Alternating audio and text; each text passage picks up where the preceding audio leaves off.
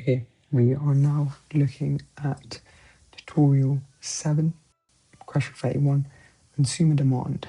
Consider a consumer choosing between three goods or services of which they buy quantities shown by the vector x, which is equal to x, y, and z, while their preferences are described by the utility function u, which is a function of x, of the vector x, is equal to log x plus a half log y plus 2 log z, and they face a budget constraint g of the vector x is equal to 25 minus the vector p dotted with the vector x, which is greater than or equal to 0, with the vector p being p1, p2, and p3.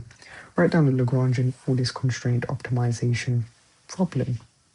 So our Lagrangian is just going to be a function with x, y, and z and lambda, where we have the function that we want to maximize. In this case, it is the utility function, plus lambda times the constraint, and the constraint is g of the vector x.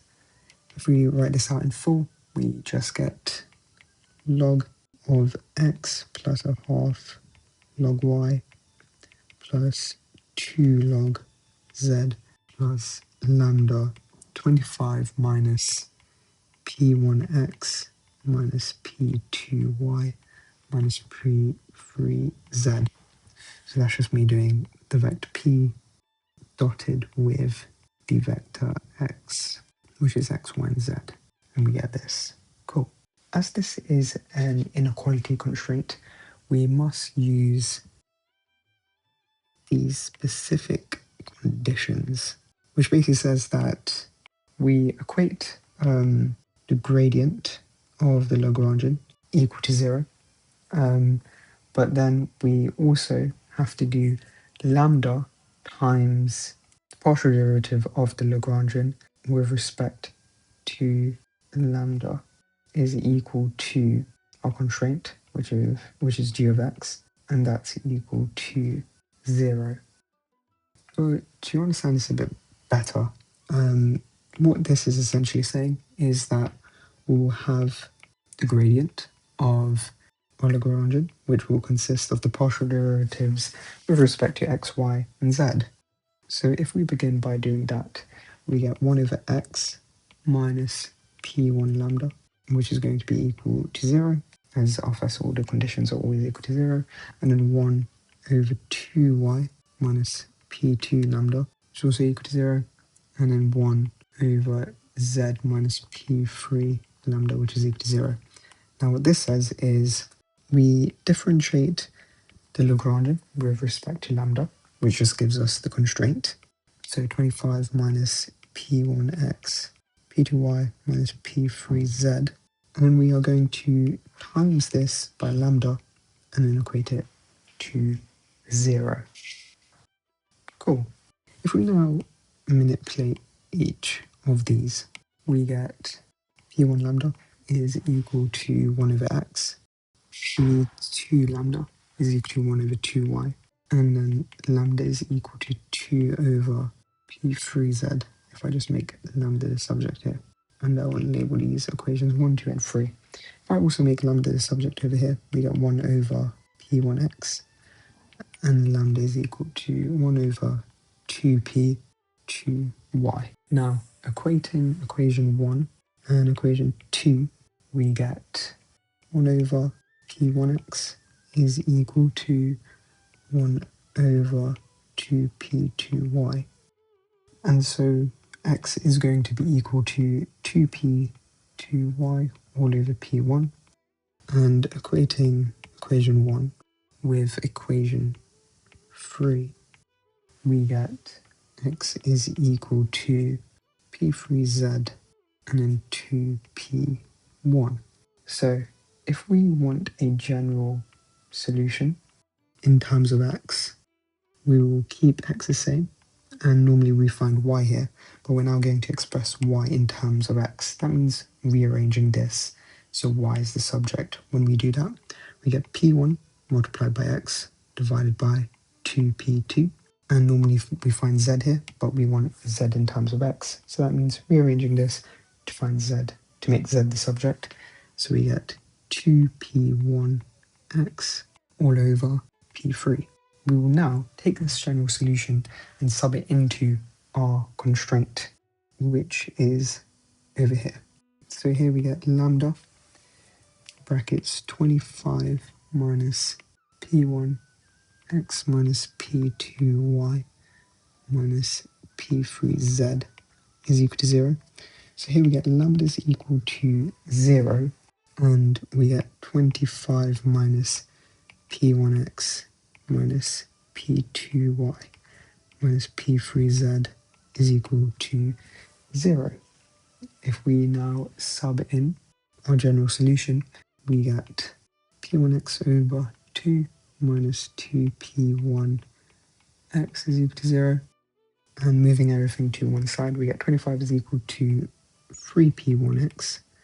So that plus p1x over 2. And so 25 is equal to 7 over 2 p1x. And so finally x is equal to 50 over 7 p1, where lambda is equal to 1 over p1x. So that is just our equation over here. If we sub in x now, we get lambda is equal to 1 over p1 multiplied by 50 over 7p1. So that cancels out, and we're just left behind with 7 over 50. So our solution becomes 50 over 7p1, 50 over 14p2, and then 100 over 7p3, where lambda is equal to 7 over 50. If we now go back to lambda is equal to 0, whenever we sub in lambda is equal to 0 into any of our three equations, we're going to get an undefined solution. So in this case, this is undefined, and we only get this one solution. So we've written down the Lagrangian, and we've worked out the first order conditions, and we've worked out a solution. We now need to calculate the bordered Hessian and determine the nature of this solution. So the bordered Hessian is a normal Hessian which is surrounded by the partial derivatives of the constraint. So when we partially differentiate the constraint with respect to lambda, we just get 0. When we differentiate it with respect to x, we get p1, and then p2 when we differentiate it with respect to y, and then p3, and that follows the same over here. Now, if we look at our first order conditions over here, if we differentiate each of these with respect to x, y, and z, we get minus x minus 2, 0, and then 0. So we get this. Now that we have the bordered Hessian, I'm going to use the bordered principal minus method to figure out the nature of the optimum. So in order to do that, I will need to work out that of B2, where that 2 just represents a 2 by 2 matrix, 2 by 2 submatrix from the bordered Hessian. So that is going to be this. So 0, P1, P1, and minus x minus 2. When we do this, we just get minus P1 squared. If I work out the determinant of B3, that will just be the 3 by 3 submatrix. So 0, P1, P2, P1 minus x minus 2, 0. So when I do this, I get 0 plus 0 plus 0 minus P squared 2 x minus 2, and minus sign in front. And then I get minus a half P squared 1 to the minus 2. So our determinant is P squared 2 x minus 2 plus a half P squared 1 y minus 2. And finally, if I work out the determinant of the whole matrix, so det of B4, we get P1 minus P1, and then P1 0 0 to P3. Minus a half, 1 minus 2, 0, 0, and then minus 2, minus 2. And then we get plus P2, and then the matrix minor, which is going to be, and finally, minus P3, which will be, cool. If we now work out the determinants, we will get P1, we just get that, and then plus P2, just get that, and then finally, we just get that. If we expand everything out, we get this. Cool.